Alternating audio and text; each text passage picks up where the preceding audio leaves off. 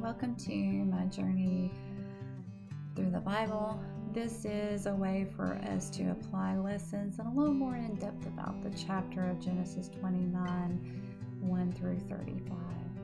Okay, so it was custom at this time that if you were to marry somebody's daughter, that you would give them a dowry, a substantial sum of a gift that would kind of take the place of them losing their daughter. Jacob, coming straight from his mother's house, didn't have anything with him, probably just his clothes, so he would have had nothing to give or offer his uncle in order to be able to marry Rachel. So Jacob agreed to work 7 years so that he could marry Rachel. That's how much he loved her. Sometimes when we love somebody, we go to the end of the world, end of the earth for them. That's how he felt about Rachel.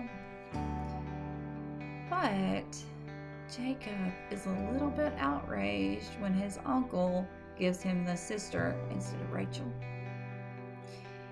We see the deceiver being deceived. Jacob had deceived his father, and now he's being deceived. It's kind of funny how we get outraged at the injustice that is done to us, but we can overlook the injustice done to someone else. You know, our sins have a way of coming back and haunting us. When we plot revenge for somebody, or we try to get even with somebody, down the road that kind of turns to come back to us, so that we can realize how it felt to be done wrong or done a certain way.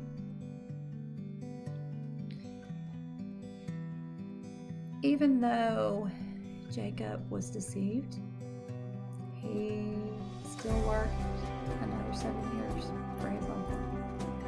That's how much he loved Rachel. He's still committed to doing what he said he would do. If we are deceived or somebody takes advantage of us, do we continue to do what we said we would do? Or do we just forget about it because they didn't hold up their end of the bargain?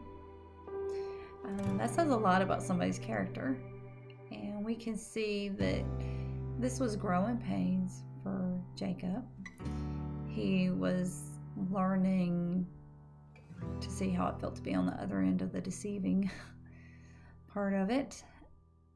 And as he learns, he also is building character. And then we see that Leah has 4 sons because she is hated. And we also see God's blessings being poured out onto Jacob. As we continue to read, we will realize that Jacob's 4 sons, well, not 4 sons, but 12 sons will become Israel. They'll become mighty nations. And this is how it all started.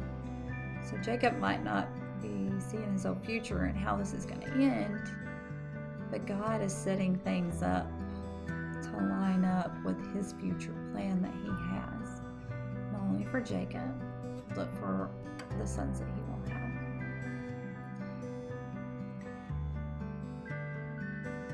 So again, we can see how God is pouring out his blessings, and as we read the Bible, we can say, oh yeah, I know what happens next.